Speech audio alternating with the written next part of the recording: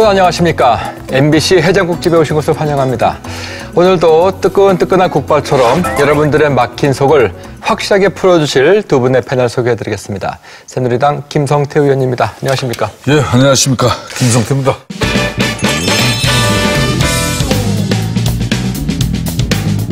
항상 목소리가 우렁차십니다. 그 우렁찬 목소리의 비결은 어디 있는 겁니까? 제가 참 뛰어난 학출도 아니고 인물도 시원찮고 별로 가진 것도 없는데 저희 부모님이 이 험한 세상에서 그래도 이 목소리 하나로 먹고 살아라고 이어주셨습니다. 알겠습니다. 그리고 새정치민주연합의 이인영 의원 나오셨습니다. 안녕하십니까? 예, 안녕하세요. 예. 반갑습니다.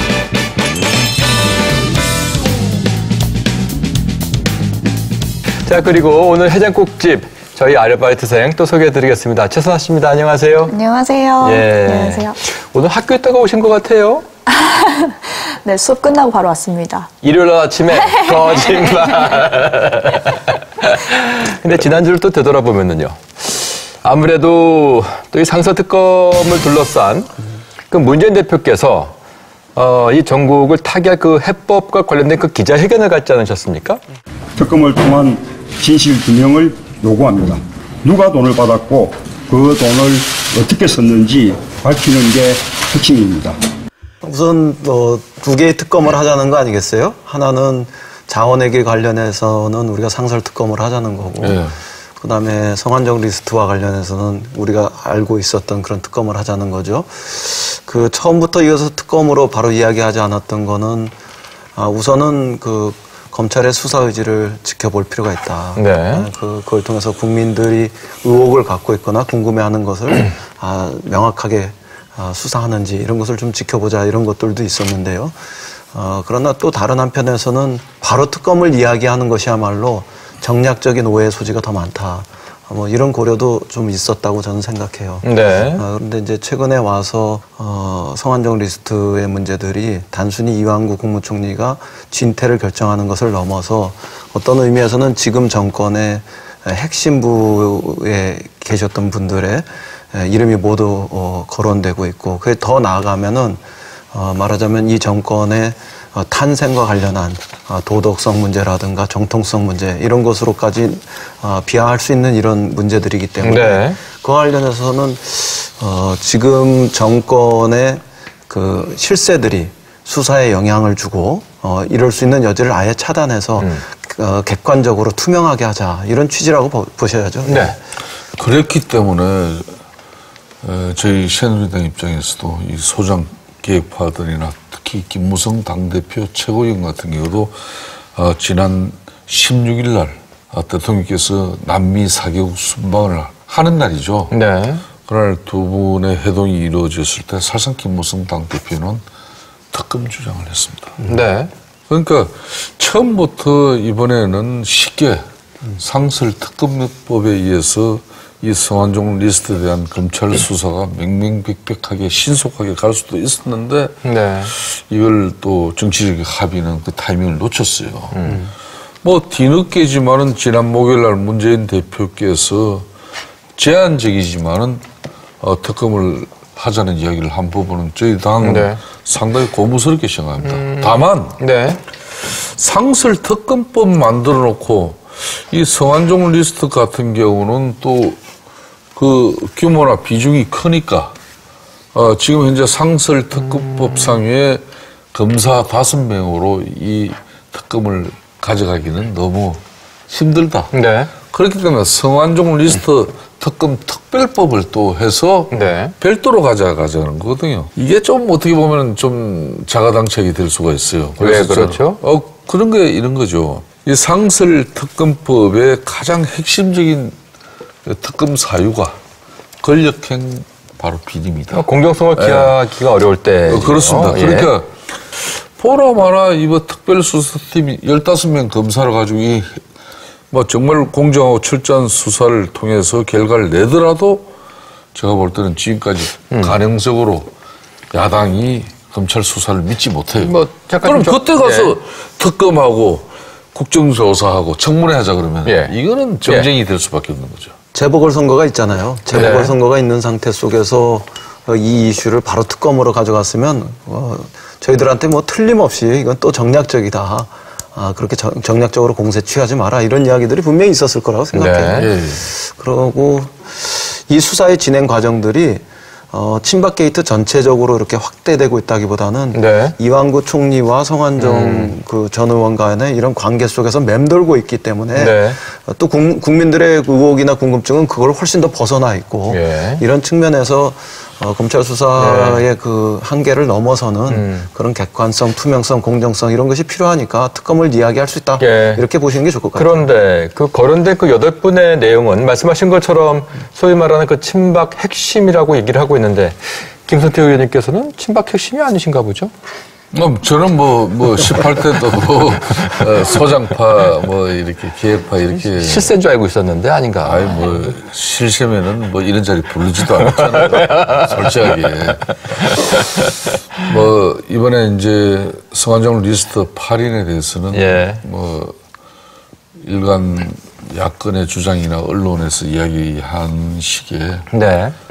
박근혜 주변의 핵심 권력이 다 총망라된 것은 틀림없는 사실입니다. 그러니까 거기 안 들어가면은 소위 말하는 실세가 아닌 거죠, 그죠?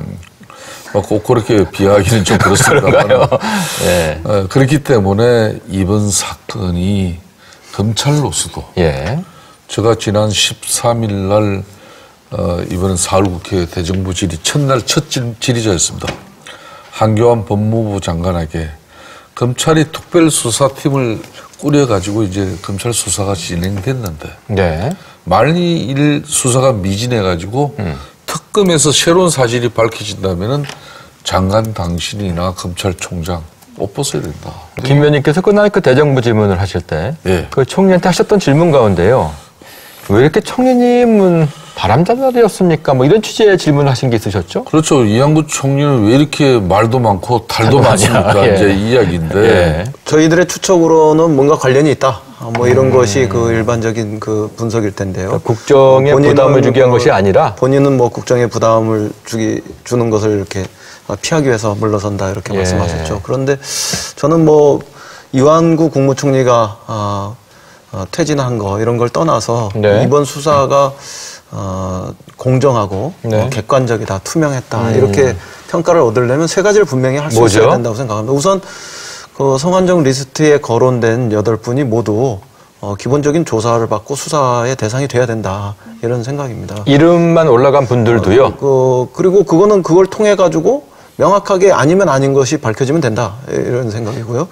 그다음에 두 번째는 물타기 해서는 안 된다. 예. 지금 그 성완종 리스트에 대한 수사를 넘어서 야권에 대한 정치적 전반에 대한 이런 수사까지 한다고 하는 이런 그 이야기들이 나오고 있는데 그거는 좀 이게 왜곡되는 거다. 네. 지금 의원님 말씀하신 것 가운데 물타기, 먹튀 이런 얘기가 나왔는데요. 아니 야당에 대한 수사가 반드시 물타기라고 보시는 겁니까? 어떤 객관적 근거나 네. 또 사실, 실체 이런 것들에 근거하지 않고 야당에도 있다, 또 야당도 조사 대상이다 이렇게 하고 나오는 것은 일차적인 그 관역을 벗어나기 위한, 네. 모면하기 위한 이런 것으로밖에 볼 수 자, 없습니다. 그럼 단도직입 쪽으로 2007년도 당시에 두 번의 있었던 그 사면에 관한 내용인데요. 예. 사실 그것은 상당히 이례적인 일인 거는 맞죠. 그러면 이것이 특검이 됐던 검찰이 됐던 수사의 대상이 되어야 한다고 보십니까? 아니라고 보십니까? 지금 성완종 리스트라는 것은 예. 박근혜 정권에서 박근혜 측근 인사들에 의해서만 이 흔히 말하는 불법 정치 자금에 의한 이건 로비가 이루어진 게 아닙니다. 오늘날 경남기업 성완종 회장이 저런 가정을 가는 과정까지는 2007년 그 이전부터 예. 노무현 정권부터 두 차례 사면과 그 위기 속에서도 위기 때마다 정치 권력과 또 불법 정치 자금이 결합하니까 본인의 그 위기를 극복할 수 있더라. 네. 이걸 크게 확신한 사람이에요. 저는 이런 게 이제 일종의 물타기라고 생각해요. 우리 국민들은 또 성완종 전 의원이 돌아가시면서 남겨놓은 그 리스트에는 분명히 8분의 이름이 있고 그리고 또 돌아가시기 전에 언론사하고 전화하면서 남겨진 녹취록이 이렇게 풀어진 것이 있잖아요. 예. 그것이 1차적인 수사라고 생각해요. 예. 그 1차적인 수사는 하지 않고 바로 이렇게 야당에 대한 그 의혹을 만들고 그것에 대한 수사를 가는 것 이런 게 물타기다. 네. 이런 생각이죠. 그리고 기본적으로 우리가 생각해야 할 것은 우리 국민들이 궁금해하는 것은 그 성완종 리스트에 또 그 성완종 녹취록에 담긴 이것이 사실이냐? 이것이 더 우선돼야 되는 거죠. 이 부분들을 그냥 건너뛰어버리고 야당에서도 저 사면하는 과정에서 개입된 사람들이 있을 테니까 이것을 조사해야 된다 이렇게 가면은 잠깐만. 그야말로 전형적인 물타기 그러면 아니겠어요? 이게 건너뛰고 가자는 겁니까? 전혀 아니면 아니죠. 앞뒤 우선이 있다는 얘기입니까? 어떤 지금 얘기입니까? 검찰의 수사의 최종 목적은 뭐겠습니까? 기소를 목적으로 합니다. 예. 그죠? 예. 그렇기 때문에 당연히 지금 박근혜 핵심 측근 인사들의 수사가 우선되어지고 있는 것이고 예. 지난 목요일 날 문재인 당대표께서도 앞으로 대한민국 정치가 깨끗해지기 위해서 우리 사회가 맑아지기 위해서라도 불법 정치 자금 쉽게 말하면 박근혜 대통령 지난 2007년도 대선 자금까지 2012년. 12년 정조준하면서 네. 불법 정치 자금에 대해서 건절해야 된다. 네. 쉽게 말하면 뿌리를 뽑아야 된다는 이야기예요. 네. 그렇게 말씀을 하시는데 이 성완종 리스트의 8인 이 사람들을 네. 수사를 소홀히 하고 과거지사로 넘어가가지고 물타기 한다. 이건 절대 아니죠. 정말 그렇지 않기를 바랍니다. 절대 있을 수 정말 없는 그렇지 거죠. 않기를 바라고 만약에 그런 일이 생기면 김성태 의원님부터 앞에 나서셔서 그러면 안 된다 이렇게 저는 아니 말씀하시면 그러면 안 된다는 전제서라면은 필요하다고 보시는 저는 겁니까? 뭐 두 번째 관찰 사면에 대한 수사가? 조사하는 과정에서 그 불법적인 그런 것이 있었다면은 뭐 그거는 저는 규명돼야 된다고 생각합니다. 그리고 특히 차제예요. 어떤 것이 그러니까 지금 참여정부 말기에 네. 그 이명박 정부 인수위원회에서 요청이 있어서 했다는 것이 사실인지 아니면은 거짓인지 네. 이런 것들도 뭐 아울러 밝혀졌으면 좋겠다 이렇게 생각합니다. 성완종 회장님이 고인이 된 가장 결정적인 사유가 자원 개발 부정 비리에 비롯된 검찰 수사였습니다. 자원 비리의 뿌리도 참여정부에 있다는 말씀이십니까? 그러니까 자원 개발 그 부정 비리 검찰 수사 속에서 예. 성완종 경남 기업이 거기에 포함이 된 겁니다. 예. 그 대하건설이 경남 기업을 먹는 과정도 포함된다 이 말씀이신 건가요? 이제 건설이 경남 기업을 인수하고 난 이후에 아주 강급 공사를 많이 하게 돼요. 예. 특히 2005년, 2006년, 2007년 요때 네. 3년 동안에 그때 LH를 비롯한 철도 시설공단, 철도를 깔고 주택을 짓고 뭐 이런 SOC 공사 현장에 경남 기업이 갈목할 만한 강급 수주가 이루어집니다. 예. 그러니까 그런 과정에 정권의 비호가 있었는지를 살펴봐야 된다. 그건 사실이잖아요. 우리 김성태 의원님이 그 시종일관 그 아닌 듯 하면서 계속 이 사건의 그 본질을 축소시키거나 아니면 이렇게 물타기하는 쪽으로 계속 말씀을 하세요. 그 자원외교의 그 비리, 네. 그 문제점의 주된 그 관역은 이명박 정권에 있는 거죠. 30조가 넘는 국민의 혈세가 낭비됐고 네. 앞으로 추가로 30조가 넘는 돈이 또 들어갈지 모른다는 이 엄청난 당군 일의 최대의 네. 이런 자원외교의 그 비리 문제점 이런 네. 것들을 야당이 마땅히 고발하고 네. 또 그것을 국민들 속에서 명명백백히 밝혀나가는 이 일을 하지 않으면 그럼 여당이 하겠습니까? 이미 이 경남 기업 같은 경우는 자원회 개발이 네. MB 정부 때 시작된 게 아니라 참여정부였다. 바로 노무현 참여정부에서 시작된 거예요. 예. 마다가스카르 불을 니켈 관광 이런 것들이 보면은 전부 노무현 정부 때 참여정부 때 이루어진 거예요. 그렇다 보니까 이 검찰 수사가 예. 자연스럽게 이제 MB 정부 물론이고 넘어서 참여정부까지 가게 된 거죠. 예. 지금 해장국 먹어야 할 시간에 지금 깍두기 가지고 논쟁하고 있는 거예요. 아니 인행이 알겠습니다. 이제 뿌리고. 돌아왔을 뿐인데 MB 이명박 전 대통령이 증인으로 나와야 합니까? 아니면 나오면 안 되는 겁니까? 그러니까 국회에 있었던 그 국정조사에서요. 국정조사는 이미 끝났죠. 지난주 끝났습니다. 예. 사실상 끝났어요. 사실상이니까 완전히 끝난 겁니까? 끝났죠. 후지부지 파토 낸 거죠. 솔직히. 파토라기보다는 해장국 엎은 거 아니에요. 끝났는데. 예. 그래서 그 이명박 전 대통령이 나왔었어야 했습니까? 지난 이야기지만은. 예.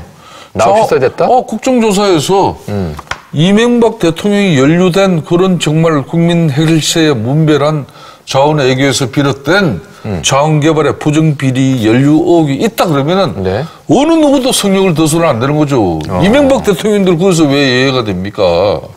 어쨌든 지금 재보궐선거가 코앞으로 다가왔습니다. 뭐 여야 모두 그 셈법이 복잡하실 것 같은데요. 지금의 상황을 어떻게 분석을 하고 계세요? 보궐선거가 발생하게 된 내용이 작년 12월 19일 날 헌재 결정에 따른 거 아니겠습니까? 예, 그렇습니다. 그렇죠? 제일 정통 야당인 새정치민주연합이 종북 정당하고 청산하고 네. 제일 야당의 힘으로도 충분한 국민적 뒷받침을 통해서 야당이 이렇게 건재하고 앞으로 역할을 할 수 있다는 그런 국민적 신뢰와 그 믿음을 말씀은- 확보할 수 있는 그런 선거로 저는 갔으면 그 말씀은 이번 선거에서 야당이 완성하게 바란다 이런 뜻입니까? 아니죠. 그렇게 가져야 되는데 이미 새정치민주연합은 이 보궐선거의 의미를 갖다 이미 또 망각해버렸어요.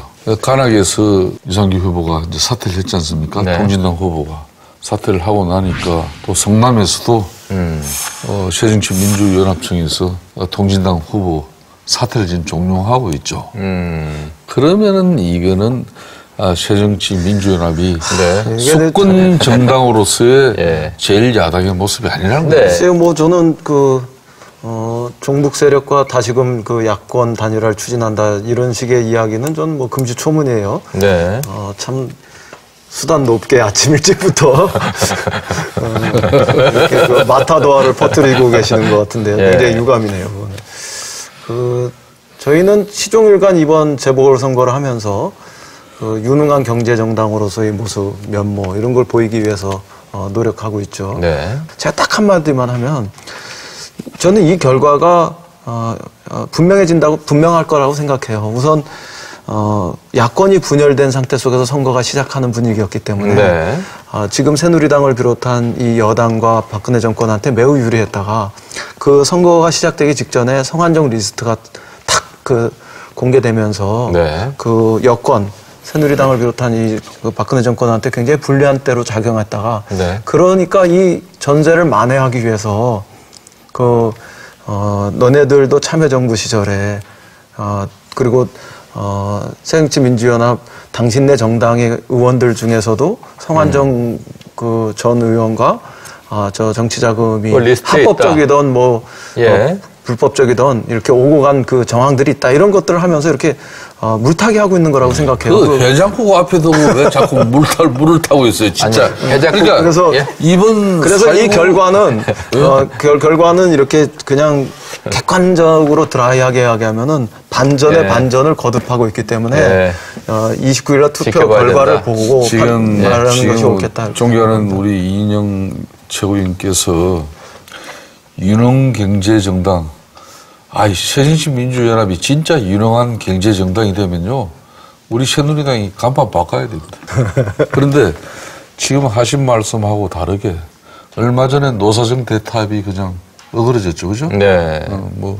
또 지금 공무원연금 막바지 지금 이제 이 연금 논의 시한이 이제 거의 다 됐습니다. 6일밖에 남지 않았는데 우리 지금 우리 사회의 가장 큰 문제가 청년 실업이에요. 네. 이 청년, 그렇지 않아도 지금도 일자리가 없어서 이 아우성을 하는 이 청년들에게 공무원 연금의 이 부담을 이 청년들에게 나중에 이 엄청난 부담으로 지금 다 뒤집어 씌우는데 네. 지금 아직까지 새정치민주연합 입장에서는 이번 4.19 재보궐선거 표의식하고 네. 공무원들 표의식 해가지고 아직 공무원 연금 계획에 대한 뚜렷한 입장 하나 내지 못하고 있는데 그게 어떻게 유능한 경제정당입니까? 아니, 국민들의 실현과 국가 경제를 생각하고 지금 하루에 60억씩 공무원 연금을 위해서 국민들의 헬스가 지금 뒷받침되고 있어요. 이런 상황인데 유능 경제정당이 이번 4.19 재보궐선거 며칠 안 남았지만은 입장 바꿔야죠. 저는 그거 안 맞아요. 지금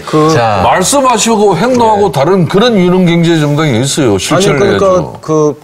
국민연금도 더 많이 내고 덜 타는 쪽으로 가자고 이야기하고 공무원연금도 더 많이 내고 혹은 덜 타는 쪽으로 가자고 이야기하고 이런 게 유능한 경제정당입니다. 그렇게 이야기하면 수치를 구체적으로 제시한 저희 새누리당을 받으세요. 그러니까 그런 근데 그걸 못 받고 있잖아요. 저는 국민연금도 더 우리가 말하자면 보장성 이런 것들을 더 높일 수 있어야 되고, 네. 그다음에 공무원연금도 그런 수준에서 네. 그 사회적 합의를 통해 가지고 자. 그 적정 수준으로 우리가 그 얼마든지 개혁할 수 있는 길이 있다고 왕 교수님 생각해요. 이번에 참 이 노동계를 설득 이해를 시켜서라도 예. 지금은 사회적 대타협이 필요한 시기입니다. 좋습니다. 이런 거를 안 하고 대려 말이 그게 바로 그 문제 때문에 저희가 오늘 이 자리에 손님 한 분 오셨어요. 모시겠습니다. 지금 말씀하신 바로 그 문제를 담당하고 계신 분이십니다. 들어와 주시겠습니까? 안녕하세요. 안녕하십니까. 오십시오. 네, 반갑습니다. 네, 오십시오. 안녕하십니까. 안녕하세요. 안녕하세요. 어서오세요. 한참 응원군이 아, 예.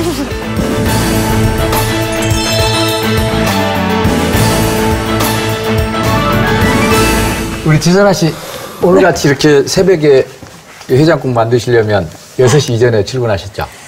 저희가 오픈을 7시 10분에 하니까요. 일찍 나와서 네, 준비한 거죠? 그렇죠. 혹시 야간 수당 받아요? 저희는 못 받죠? 네. 소규모 사업자니까.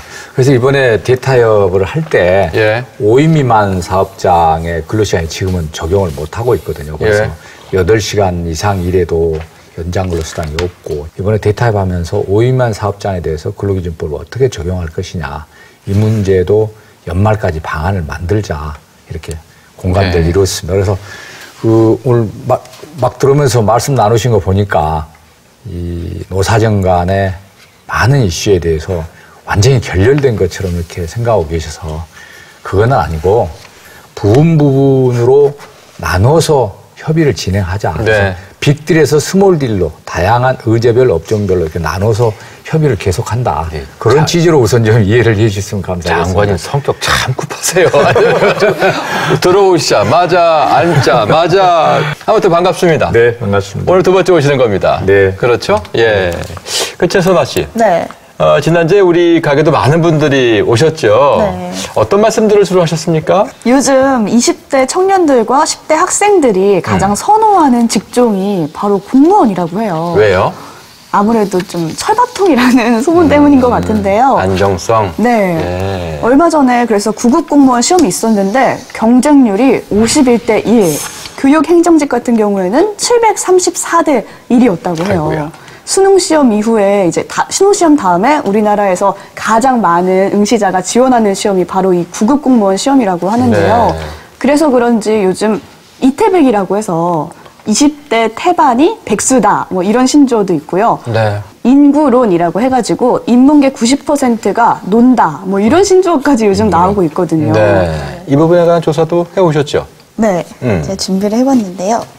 먼저 이쪽 위쪽의 표를 보시면요. 2000년도부터 올해 2월까지 전체 실업률이 처음에는 4.4%로 시작을 해서 3% 이렇게 약간 주춤하다가 올해 2월에 와서는 4.6%를 기록을 했고요. 네. 반면에 15세에서 29세 청년 실업률 같은 경우에는 2000년도에 8.1% 그러다가 점점 7%로 하락을 했다가 지난 연도에는 9%, 올해 2월에는 11.1%로 외환위기 이후에 최고치를 기록했다고 합니다. 네. 또 아래에 보시면 일자리 추이인데요. 최근 2년간 조사를 했을 때 줄어든 일자리는 금융업, 공공행정직 같은 경우로 청년이 좀 선호하고 양질의 일자리라고 생각했던 직업들은 오히려 줄었고요. 네. 반대로 늘어난 일자리 같은 경우는 임시직이나 이제 주중 36시간밖에 일하지 못하는 시간제 일자리 같은 경우가 늘었습니다. 네. 정부의 일자리 정책이 좀 실패하고 있다 이렇게 보죠. 우선 정규직 좋은 일자리를 이렇게 많이 만들어야 되는데 네. 청년들이 정규직 좋은 일자리가 적다 보니까 취업 대기 상태로 취업 준비 상태로 많이 머물고 있고 중소기업이 우리 일자리에 상당한 부분들 거의 88%를 차지하고 있는데 네. 중소기업이 불안정한 상태로 들어가면서 고용을 꺼려하고 있다? 고용에 대한 어떤 기피라든가 혹은 네. 청년들이 일자리를 중소기업을 찾아가는 거 이런 것들을 기피하는 동시적인 현상들이 다 나타나고 있고 네. 이런 것이 전체적으로 청년들의 실업률을 네. 높이는 쪽으로 가고 있다. 지금 통계상으로 11% 나오지만 실질적으로는 20% 가까이가 넘는 이런 수치로 청년 실업률이 나타난다고 이렇게 분석도 되고 있으니까 굉장히 심각한 이러한 문제죠. 진단에 동의하십니까? 첫째는 기업들이 미래에 대한 불확실성으로 인한 투자가 이루어지지 않고 있는 부분이죠. 투자가 이루어져야 일자리가 만들어지는 것이고 또 가장 핵심적인 문제는 청년들이 이 사회적 차별과 불평등에 대해서 상당히 긴장하고 있다는 겁니다. 무슨 말씀이세요? 즉 그 말은 사회에 들어와서 첫 직장에 흔히 말하는 대기업이 아닌 그런 중소기업이라든지 네. 열악한 어떤 이 기업 현장에 자기가 발을 디뎌놓으면은 이는 평생 그 가난의 고리와 차별과 불평등으로부터 자신이 여기에 피해받을 수밖에 없다. 네. 그렇기 때문에 올해도 삼성 현대차에 또 공개 채용에서 떨어졌지만 네. 내가 졸업을 하지 않고 앞으로 또 2년, 3년 계속 도전해서라도 네, 처음부터 반드시 좋은 직장을 들어가고 싶어 대기업 하기 정규직에 때문이다. 좋은 일자리를 가져야만이 나의 미래가 네. 보장된다는 측면에서 그런 지금 사회적 현상이 가장 큰 장관님 문제예요. 어떻습니까? 지금 우리 의원님부터 분석해보죠. 제가 말씀드리고 싶은 문제는 청년의 문제는 금년과 작년의 문제가 아니고 우리나라 청년의 문제는 누적되어 온다 이렇게 봐야 됩니다. 그러니까 IMF 전에는 청년들이 희망하는 양질의 일자리 수가 소위 양질의 일자리를 희망하는 소위 전문대졸 이상의 학력, 우리 노동시장 내 전체 학력보다 40~50만 개가 더 많았습니다. 근데 양질의 일자리 증가 수는 굉장히 완만하게 해서 한국은행에서 우리 2009년도 기준으로 하면 양질의 일자리 수는 580만 개인데 양질의 일자리를 찾고자 하는 또는 현재 위치하고 있는 우리 고급 인력들은 네. 960만 명으로 이렇게 계속 늘어났습니다. 그러니까 양질의 일자리를 놓은 경쟁이 계속 치열해지는 거죠. 네. 청년의 고용 절벽이 다가오고 있고 이건 누적인 문제다 이렇게 예. 생각을 했습니다. 그래서 우리가 이제 노사정 대타협을 하고자 했던 가장 큰 목적이 그렇죠. 이 장년들, 정년은 보장을 해줘야 되니까 장년과 청년의 소위 세대 간 상생, 고용이 함께 갈 수 있는 방법이 무엇인가. 네. 그 청년 실업이 많은 이유는 뭐 한마디로 이야기하면 매력적인 일자리가 많지 않기 때문에 청년들이 갈 수 없는 거죠. 그 두 가지 이유 아니겠어요? 비정규직이 매력적인 일자리고 좋은 일자리다 이렇게 얘기하기 어려운 거고. 네. 그다음에 또 비전 없는 중소기업이 이게 과연 장기적으로 지속될 수 있을 것인가 이게 걱정이 있는 것이죠. 걱정이 예. 있는 거죠. 그러니까 우리가 이걸 해결하려면 우선 대기업의 사내 유보금 네. 이런 게 뭐 2013년도 기준으로 뭐 한 500조가 넘어가고 있고 이런 것들이 풀려서 투자와 임금과 그다음에 중소기업과 상생하는 이런 네. 쪽으로 이렇게 흘러와야 가야 돼요. 되는데. 그러니까 그런 측면에서는 지금 이 문제를 이런 구조적인 측면에서 우리가 어떻게 거시경제를 재조정할 건가 이런 측면에서 접근하지 못하고 네.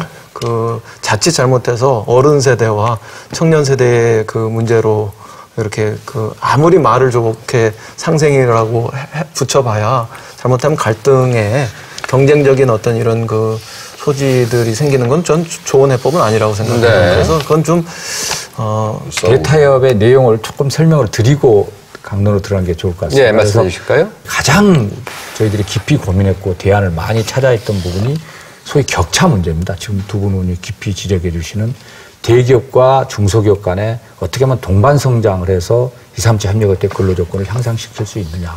거기에는 이제까지는 대기업들이 자기 1차 협력업체만 동반 성장 지수라고 이렇게 쳐다봤거든요. 그럼 2, 3차 협력업체 근로자들의 근로조건 향상에는 소홀히 됐다는 게 지금까지의 어떤 상황이었습니다. 그런데 그렇게 해서는 안 된다. 대기업들이 2, 3차 협력업체 근로자들까지 고려하는 동반 성장 지수를 해서 말 그대로 가장 어려운 계층의 근로조건을 향상할 수 있도록 그다음은요? 하자. 두 번째는 이제 소위 공정거래 질서, 특히 납품 단가에 있어서 가장 2, 3차 밴드의 납품 단가를 올리는 쪽에 네. 제도 활성화가 필요하다. 네. 그래서 납품 단가 조정 제도의 활성화랄지 만약에 납품 단가를 이렇게 후려치거나 하다가 불공정 거래도 적발이 되면 네. 그 대기업은 국가의 조달에 입찰하는데 제한을 주는 데까지 다 제도들을 감안했고요. 그다음은요? 비정규직 문제, 우리 의원님 지적하신 대로 정규직과 비정규직에 있어서 선진국은 유연화 차원에서만 비정규직을 쓰고 있는데 우리는 유연화와 인건비 절약이라는 두 가지 목적을 쓰고 있기 때문에 네. 미안하지만 앞으로는 인건비 절약하는 차원에서는 비정규직을 쓰지 않도록 하자. 이 부분은 경영계가 많은 권유를 했습니다만 네. 거기 원칙은 다 동의를 했고 마지막에 이제 우리 김성태 의원님 지적해 주셨듯이 우리 사회의 기업들이 직접 정규직으로 가급적 근로자를 채용해 줘야 되는데 IMF 이후에는 기간제로 갔다가 다시 하도급으로 갔거든요. 그러니까 직접 채용하도록 한번 말씀의 하면 취지는 알겠어요. 네. 그럼 단도직입적으로 왜 깨지신 겁니까? 대타협위원회 깨졌잖아요. 그죠? 저 오면서 말씀을 드렸듯이 예. 저는 이 대타협이 깨졌다고 본 게 아니고 예. 89개 사항 중에 서너 개를 빼놓고는 대부분 공감대를 이뤘습니다. 하지만 결렬이 되지 않았습니까? 그건 이제 노사의 내부의 사정상 이거를 완전히 합의서 사인하기에는 여러 가지 어려움이 있어서 그렇다고 해가지고 지금 내년에 정년을 앞두고 임금체계 개편할지 금년에 임금 교섭 과정에서 분명히 이루어져야 되는데 네. 지속적으로 연기할 수가 없으니 거기에 공감대에 이룬 부분 중에 집행과 관련돼서는 집행하면서 노사 간에 다시 네. 협의를 하고 하지만 입법사항은 또 입법하면 결정하겠다. 그런 취지입니다. 노조는 지금 파업을 선언을 하고 있어요. 총파업에 들어가겠다는 거죠. 자가림 깨진 거는 깨진 거고. 예. 지금 이번 같은 예. 경우는 이런 거죠. 노동계가 우리 대기업 좀 좋은 근로 조건에 있는 정규직들이 예. 우리는 조금 이 사회적 차별과 불평등을 좀 줄여나가기 위한 시간을 위해서 우리 조금 기다리겠다. 그 대신 정부는 책임지고 최저임금 개편과 그리고 비정규직들의 임금 근로조건 개선에 특단의 대책을 내세워라. 네. 기업 입장에서도 우리 정규직, 대기업 정규직 우리들의 어떤 그런 고정비 상승 부분을 네. 협력 하청 회사의 근로자들의 임금과 복지 제도 개선을 위해서 네. 투입을 해라. 예. 우리가 그거 체크하겠다. 예. 그러면 대기업이 협력 하청회사의 단가 개선이라든지 이런 걸 통해서 실질적으로 그렇게 실효성을 가질 수 있는데 역시 이번에 그런 양보는 없었어요. 그 양보가 없었던 이유가 소위 그 대기업들의 노조가 자기의 기득권을 지키기 위한 결과였다라고 보시는 겁니까? 저는 일정 부분 그래서 사실상 대기업 노조 입장에서는 특히 한국노총이 이번에 노사정 대타협에 참여를 했지만은 네. 받지 못하는 결정적인 두 가지는 있긴 있었습니다. 뭐였습니까? 그게 이제 뭐 취업 규칙상의 불이익 변경 조건을 못 받아들이는 거고. 취업 규칙상의 불이익 변경 금지. 예. 예. 또 하나는 일반 해고 요건을 네, 일반 해고 완화시키는 어떤 그런 노동의 유연성 요구에 그 두 가지가 걸림돌이었다. 결론은 그것 때문에 이번에 대타협이 이루어지지 못했죠. 대기업 노조나 정규직 노조의 이기심 이런 것으로 보는 거는 좀 꼭 온당하지 않다 이렇게 생각해요. 이번에 결렬된 그 이유에 대해서. 왜 그러냐면 이미 우리나라의 정규직들의 일자리도 불안정하거든요. 예. 상시적으로 구조조정이라고 할 수 있는 명예퇴직, 희망퇴직 이런 것들이 있고 우리가 생각할 때 꽤 안정된 일자리라고 이야기할 수 있는 통신에서도 한 9,000개 가까이가 일자리가 줄어버렸고 그러니까 이런 걸 보면 정규직 대규모 단위의 그런 일자리에서도 불안정하다. 네. 이런 걸 우리가 좀 알고 있어야죠. 그러니까 그런 사람들한테 해고의 일반적인 해고에 쉽게 일반 해고를 쉽게 할 수 있는 이런 걸 이야기하는 거는 더 불안해지는 거고요. 그러면 노동시장의 그 유연성 확보를 위한 그 장치는 필요 없다고 보시는 겁니까? 저는 그렇게 생각하지 않아요. 이미 우리 사회는 그 노동시장의 그 경직성의 문제가 아니라 네. 지나친 유연성 때문에 문제가 되는 그 사이클로 바뀌기 시작했다. 이래 봐야 된다고 생각해요. 정부 통계에서는 뭐 600만 명 정도가 1,700만, 1,800만 중에서 600만 명 정도가 비정규직이다 이러지만 사실상 시장에 있는 많은 사람들은 1,700만 명 중에서 850만 명이 넘는 사람들이 비정규직이다. 이렇게 보는 통계들도 나오기 시작했고 그러니까 이 비정규직의 우리 사회 비중이 한 30% 이내면 충분할 것 같은데 노동의 유연성을 담보하기에는 이미 50%가 넘어가고 있으면 경직성이 문제가 아니라 지나친 유연성이 문제다 이거죠. 그 장관님께서는 그 노사정위원회 그 결렬에 동의하지 않으셨습니다만 어쨌든 시각은 결렬됐다고 보고 있습니다. 큰 타협은 중단이 된 거죠. 이제 각각 나누어서 장관님은 중단이고 다른 사람은 결렬입니다. 그 원인에 대해서요. 어쨌든 유연성 확보라고 하는 것이 가장 큰 쟁점이다라고 얘기는 되어지고 있어요. 제가 이제 가장 근원은 이제 정년 60세를 보장하면서 일정 부분 대기업 공공 부분에 있는 10%에 해당되는 우리 고임금 업종의 근로자들이 일정 부분 임금 피크제나 임금체계 개편이나 이런 부분을 좀 따라줘야 되는데 네. 그 부분에 대해서 조금 아직은 갈등을 하고 있다. 그래서 지도부가 좀 끌고 가기에 어려움이 있었다. 그것들이 표출된 게 소위 다른 노동단체에서 얘기하는 취업규칙 변경을 마치 임금을 깎는 걸로 네. 또 고용계약의 해고 요건을 그 유연성 문제죠.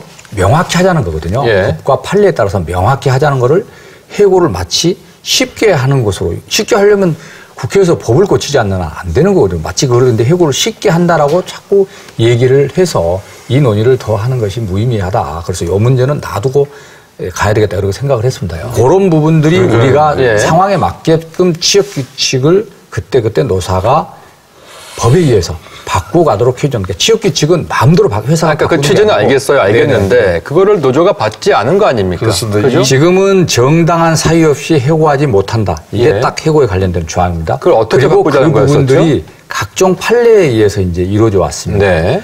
그런데 최근에 여러 사안들이 발생이 돼서 기업 현장에서 우리한테 우리 해고가 정당합니까 부당합니까를 다투는 것이 1년에 13,000건이 들어오고 있습니다. 네. 그러면 당사자가 다투지 아니하고도 돌아서는 건들이 엄청 많다는 거죠. 네. 그런 부분에 대해서 명확히 이러이러한 사유가 되면 또 이러한 절차를 거쳤으면 정당하고 이러이러한 사유는 정당하지 않는 해고를 명확히 해줌으로써 그것도 정부가 자의적으로 한다는 게 아니고 판례 근거에서. 그렇습니다. 해고와 관련된 부분은 말씀하신 대로 정부가 예를 들어서 조금 쉽게 한다는 뜻을 가지고 했다 한들 예. 법원에 가서 무너지면 그 기간 동안 임금 다 줘야 하는데 기업이 장관님, 따라오겠습니까? 예. 그거는 불가한 그 취업규칙 변경 부분은 어떻게 된 네. 겁니까?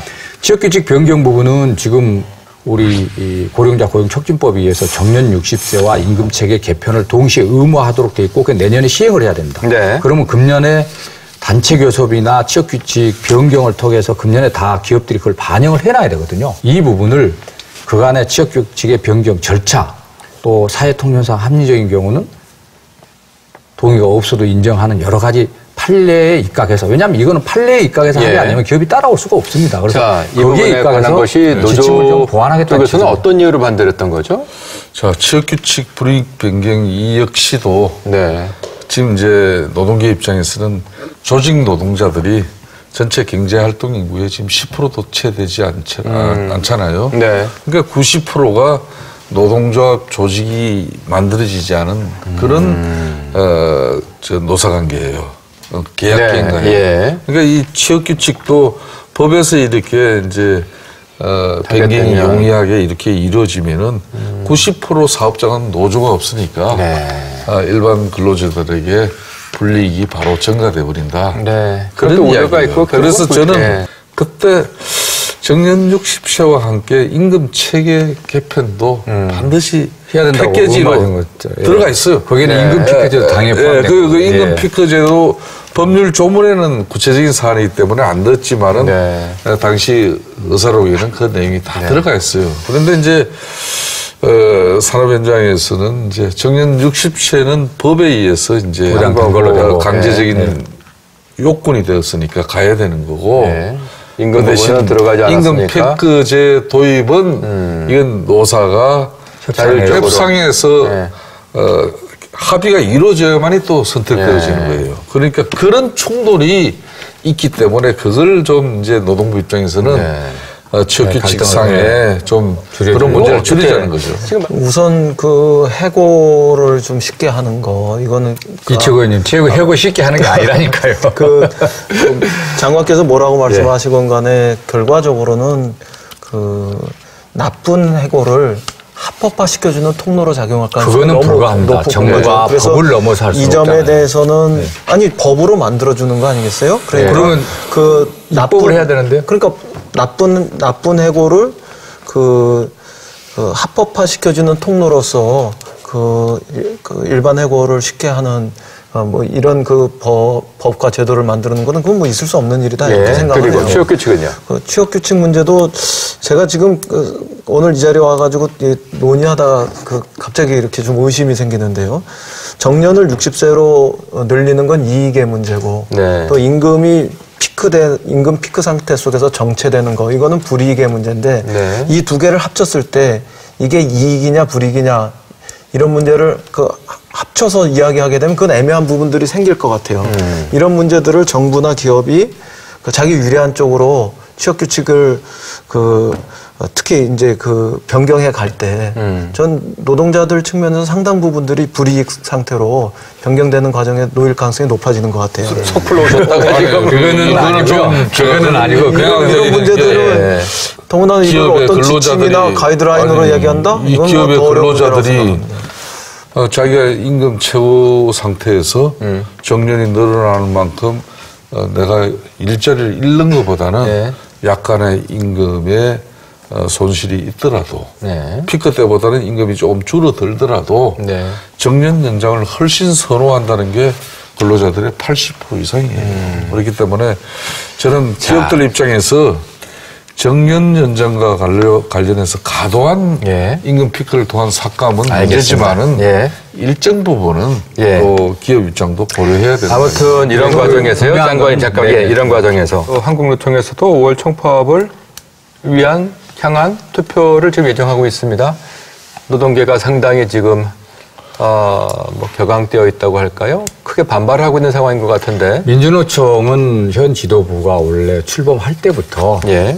내용이 전혀 시작하기 전부터 네. 기본적으로 민주노총은 그 총파업을 통해서 예고하고 있었고요. 하겠다라고 쭉 일정대로 왔고요. 한국노총은 5월 총파업을 한국노총은 기본적으로 저희들이 대타협을 추진하다가 네. 결렬 선언을 하면서도 예. 대타협 과정에서 많은 부분에 공감이 이룬 부분이 있고 이건 네. 노동운동을 하면서도 우리가 실천해 나가겠다 이렇게 했고요. 예. 지난 목요일 날 제주도에서 지역 차원에서는 노사민정 대협력선도 하고 그리고 현장에서는 변화의 물결들이 일어나고 있고 또 저희들이 앞으로 집행하는 거 후속 입법해야 될 거 또 지침에 관련해서 논의하는 과정에 한국노총이나 또는 그 당사자들과 더불어서 의제별로 또 사안별로 협의를 계속해 나갈 계획입니다. 그러니까 한국노총만큼만 파업을 하지 않을 것이다라고 보십니까? 논의를 계속해 나가야 될 상황이고 그렇기 때문에 예. 한국노총이 정부가 모든 것을 일방적으로 했을 때 투쟁하겠다는 취지잖아요. 근데 예. 앞으로도 우리가